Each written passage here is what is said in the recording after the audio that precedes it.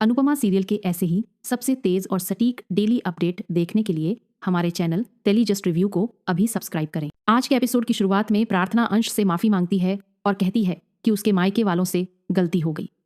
अंश उसे समझाता है कि माफी मांगने की कोई जरूरत नहीं है। तभी गौतम वहां आता है और प्रार्थना को लिली के फूलों का गुलदस्ता देता है।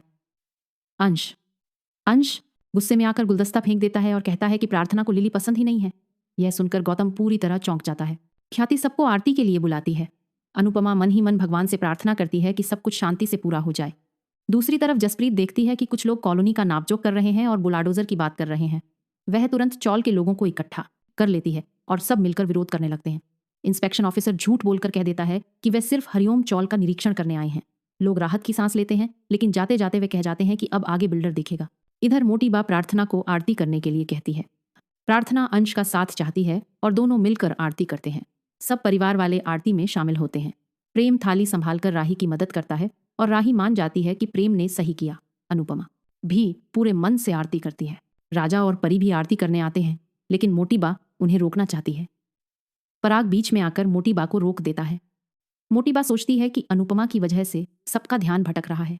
आरती के बाद मीता परी को राजा से दूर रहने की चेतावनी देती है। अनुपमा बीच में आकर कहती है कि बच्चों को अपने भविष्य का फैसला खुद करने देना चाहिए। तभी मोटी बा अनुपमा पर ताना मारती है और ईशानी के मामले को लेकर बात उठाती है। पाखी आकर मोटी बा को साफ शब्दों में रोक देती है और कहती है कि मेरी बेटी के बारे में गलत बात मैं नहीं सुनूंगी। पराग पाखी पर गुस्सा करता है, लेकिन पाखी भी डटकर जवाब देती है। अनुपमा सबको शांत करती है और कहती है कि आज प्रार्थना का फंक्शन है, इसे खराब नहीं करना चाहिए। वह मोटी बा से अनुरोध करती है कि जो हुआ उसे यहीं खत्म कर दिया जाए और सब मिलकर प्रार्थना को आशीर्वाद दें। तभी मोटी बा बड़ा ऐलान करती है कि रस्म में बच्चे के पिता की जगह गौतम बैठेगा, क्योंकि वही असली पिता है। यह सुनकर सब हैरान रह जाते हैं। गौतम कुर्सी पर बैठने लगता है। तभी अनुपमा गुस्से में आकर कुर्सी हटा देती है और गौतम गिर जाता है। पूरा परिवार सन्न रह जाता है। अनुपमा साफ शब्दों में कहती है कि सपने देखना बंद करो, यह बच्चा किसी सौदे की चीज नहीं है।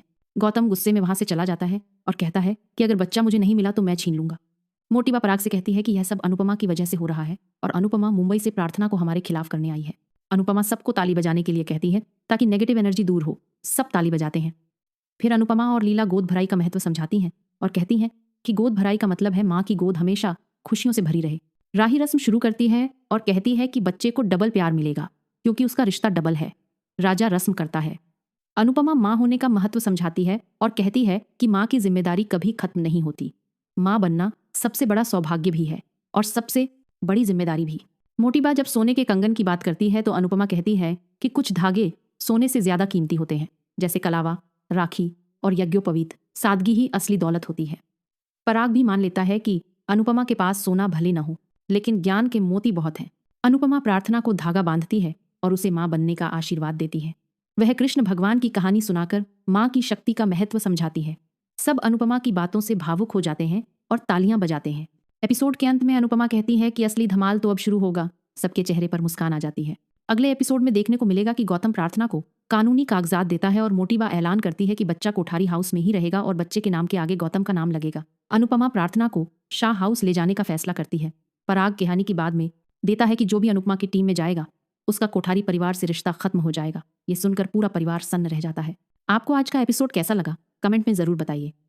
ऐसे ही मजेदार और धमाकेदार डेली अपडेट्स के लिए वीडियो को लाइक करें और हमारे चैनल टेली जस्ट रिव्यू को सब्सक्राइब करना बिल्कुल न भूलें।